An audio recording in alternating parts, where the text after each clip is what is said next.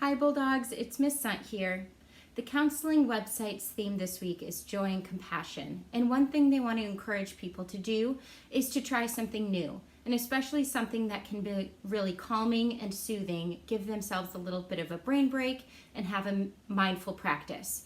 So I'm going to show you how to do a really simple painting. It doesn't matter if you've taken art classes or consider yourself artistic or anything like that. If you're totally new to painting, you can try this out. And it's a really fun, soothing activity to calm your brain and do something creative. So come join me. Today we're going to do a really simple mountain landscape. And there are a few materials I'm going to use. First of all, I have watercolor paper here that I've taped down. I have a couple of different brushes. I'll probably just stick to using one of them so you don't need a lot of different brushes.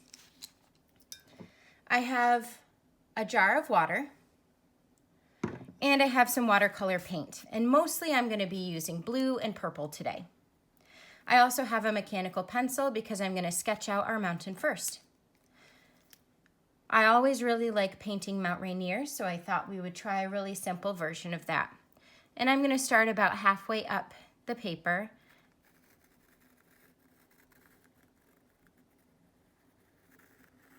And do my best to just kind of draw what I think Mount Rainier looks like. You can erase it if you don't like it and try again.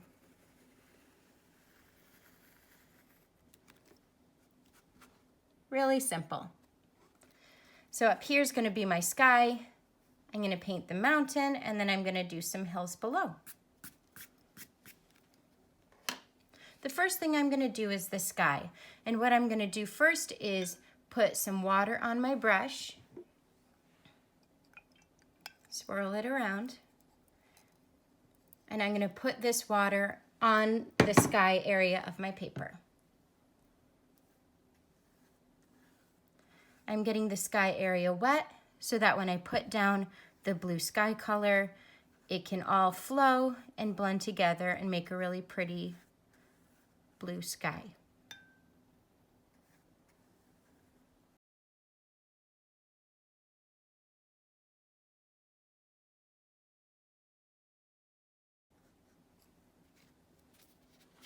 I've put water all over the sky, and you can see that it's pretty wet. You can see that shine. If I move my paper around, it'll start to pool. All the water will flow to one area. So I might wait 30 seconds while the paper starts to soak it in before adding my blue. You can use any blue watercolor paint you have. I think I want a nice light sky. I'm thinking ahead to spring. Well, I guess it already is spring, isn't it? I'm thinking ahead to warmer weather. So I'm going to do a nice light sky. Almost turquoise. I've put the blue color on my brush. I've used a lot of water. I put water on my brush first and then gone into the paint so that there's a puddle of paint that's kind of like the consistency of milk.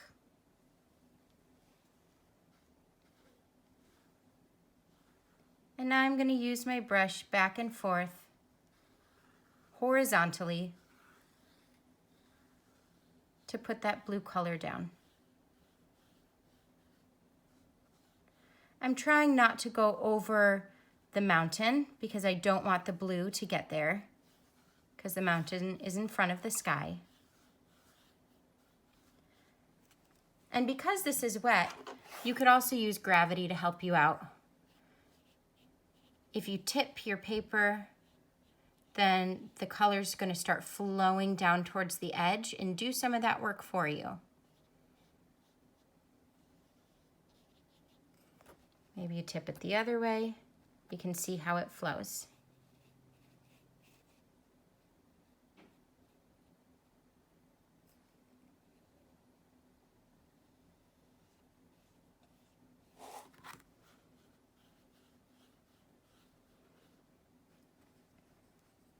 I might want this a little bit darker.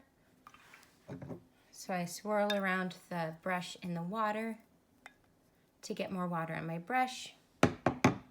I go back to that blue.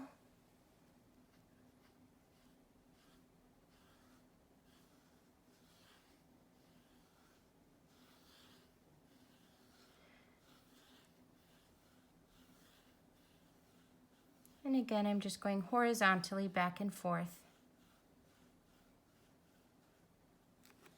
I might tip my paper.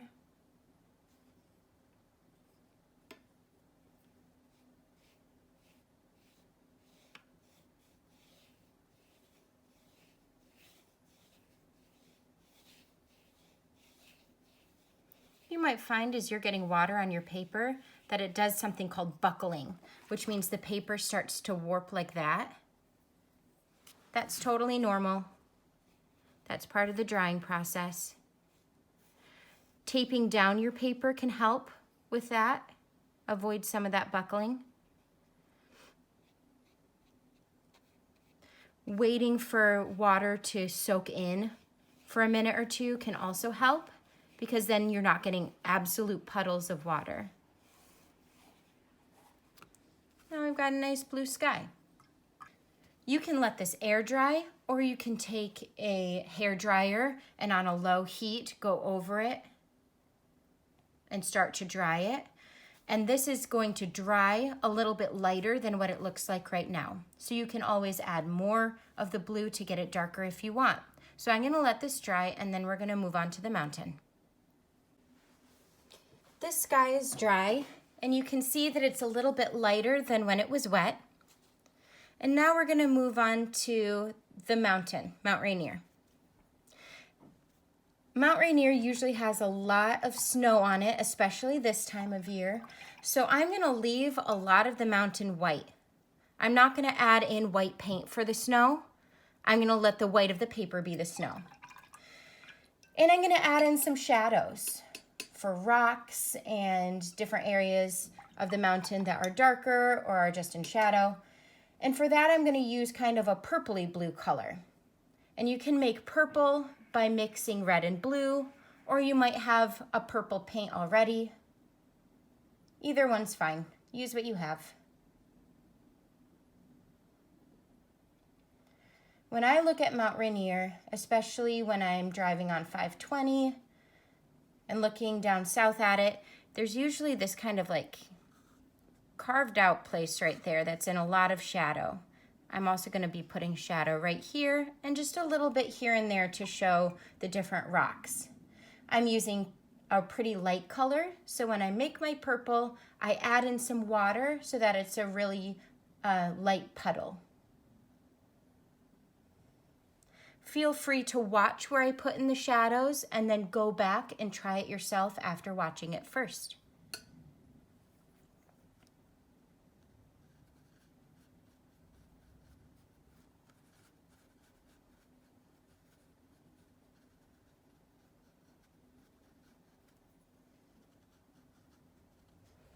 You can see how light that purple is, and it's going to dry even lighter. If you put down a light color and you want it to be darker, that's a really easy thing to do. But if you put down a dark color and realize it was too dark and you want it lighter, that is harder to do. So it's always good to go from light to dark.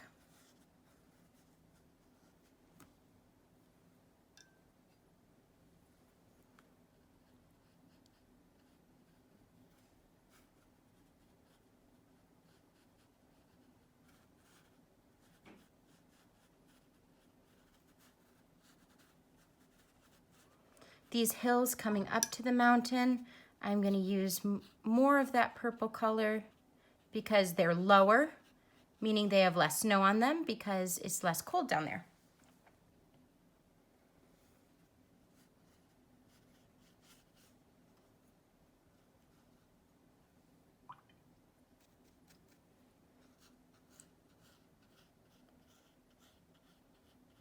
You can use a combination of paint and then dip your brush in the water and then use that water to kind of smooth it out down there. But anything you don't like down here, we can cover up with the hills because the hills are going to be darker.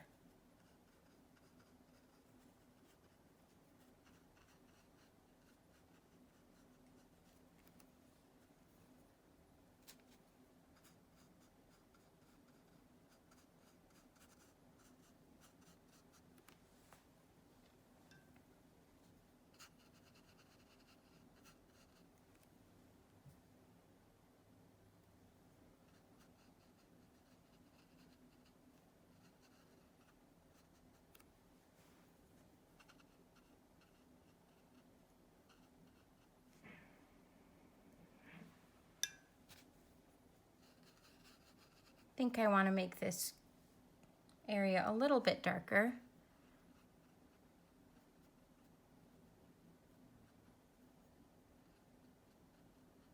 So I'm adding just a darker shade of that purple.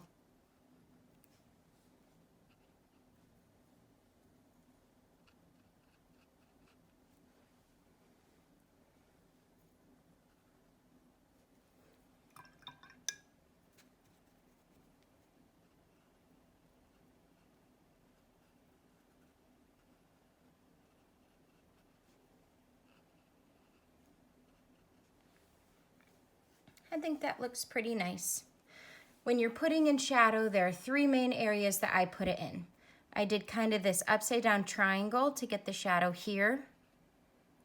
I did a big shadow, kind of like a semicircle coming up that way. And then I did some shadow on this side. Other than that, you can put a little bit of that light purple color anywhere you want and it'll look really nice. I don't need to wait for this to dry before I put in my first foothill.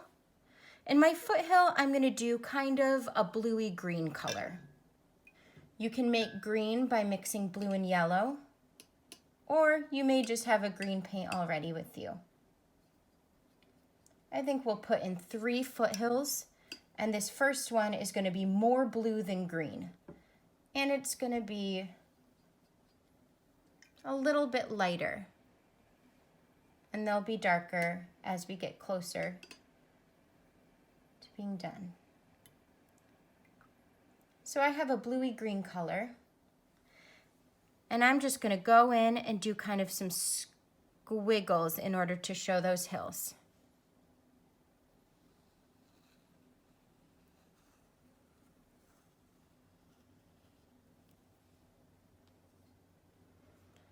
I might have to go over that a couple of times to get it as dark as I want.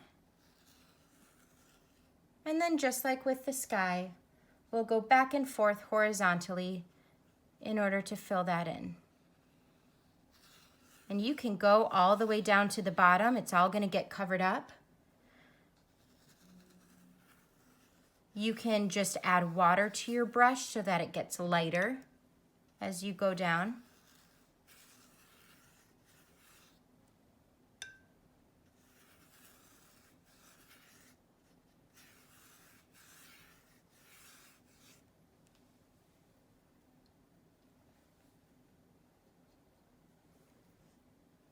Remember, this is going to dry much lighter than it's going down right now, so maybe you want to darken it a little bit by adding in more of the paint while it's wet.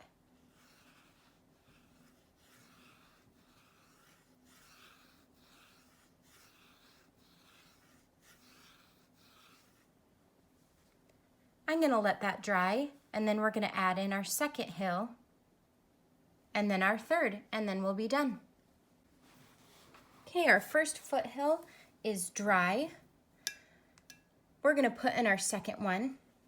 And before we do, when we do the next squiggle shape for these hills, we wanna make sure it's not following this exact squiggle.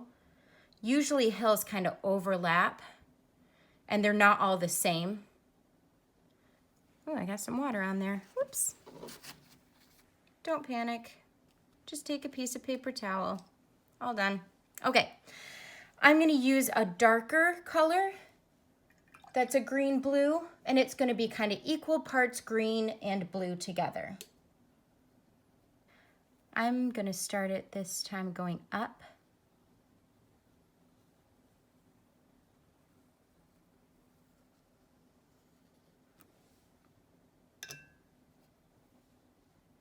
And I'll go over it a couple of times. Notice how I didn't make it the same line as the top one. I want them to look like natural hills and not too matchy-matchy.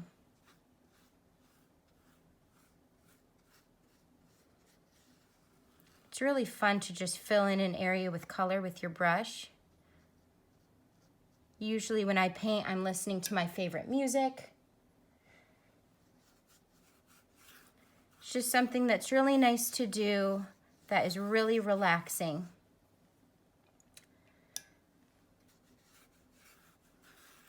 even though it can be challenging, even though it might be something new and something that you thought you couldn't do, I bet if you give it a try, you can surprise yourself.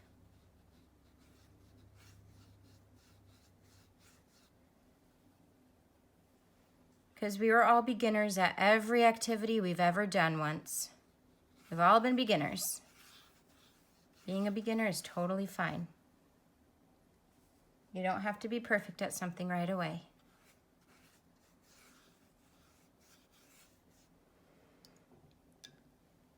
I'm either dipping my brush into my water just to bring it all the way down, or I'm dipping my brush into that paint if I want to add more of that color.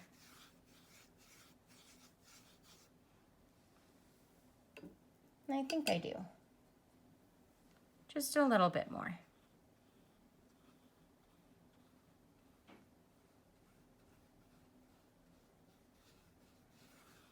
And because this is all wet with water, you can tip it and have gravity help you a little bit too.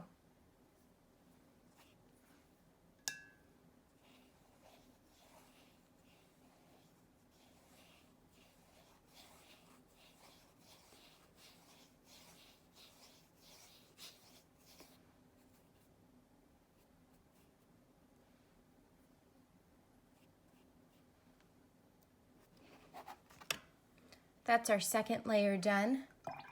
Once again, I'm gonna let it dry, and then I'm gonna add in our final layer. All right, that second layer is dry, so now we're gonna add our final hill.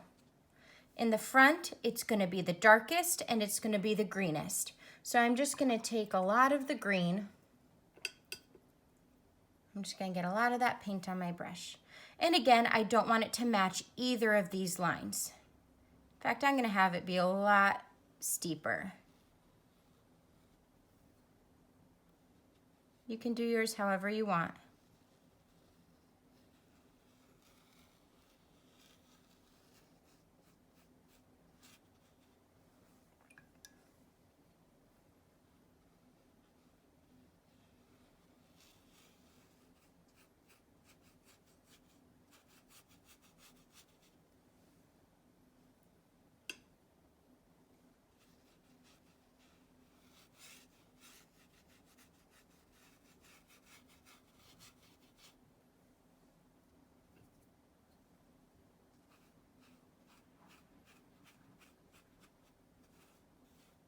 I'm painting right down to the edge of the tape, and when we remove the tape, it'll make a nice clean edge.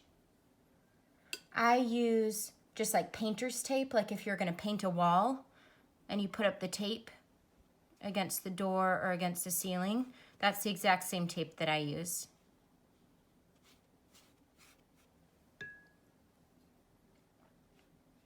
If you don't have tape and just need to paint to the edge of a pencil line or something, it's not the end of the world. I've done that before too.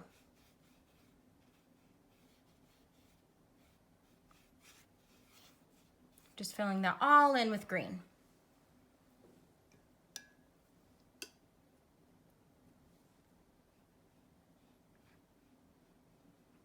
You can go over it as many times as you want. You can change how dark it is as many times as you want. Although it's hard to make it lighter, it's easy to make it darker. I'm gonna let that dry for the final time and then we're gonna finish. And here we have our finished painting. The last thing I like to do with landscapes is take a pen and add in a couple of birds. And sometimes I can go overboard with this and just add in a million birds, so I'm gonna try to limit myself a little bit. I'm not drawing like a really detailed bird. When I draw a bird in the distance, I'll either draw an upside down V or a curved V.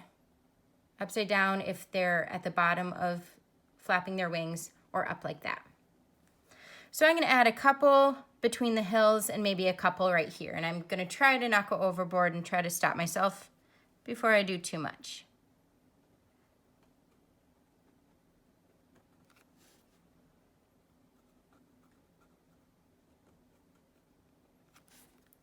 That's the V, and that's the upside down V.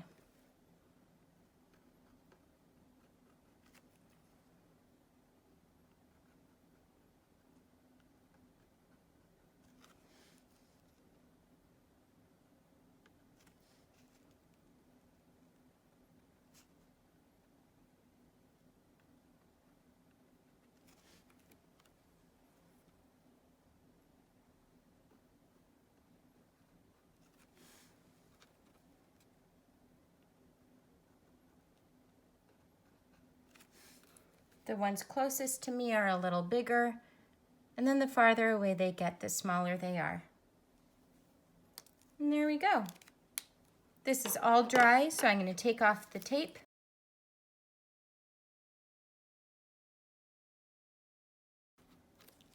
And there you go. A pretty simple little landscape of Mount Rainier. You can try this activity with any colors, although I used mainly purple, blue, and green. You could try this activity with any shape hills and any shape mountain. It doesn't matter. You could add in some little trees. You could do 10 layers of hills. You can kind of customize it to however you want. I really hope you try this out. I hope you're using this time at home to try something new, to try something that is calming, that is creative, that is relaxing, and something that maybe you wouldn't have thought you had time for before. So we miss all of you. We hope you are all doing well, staying safe, and washing your hands. And go Bulldogs!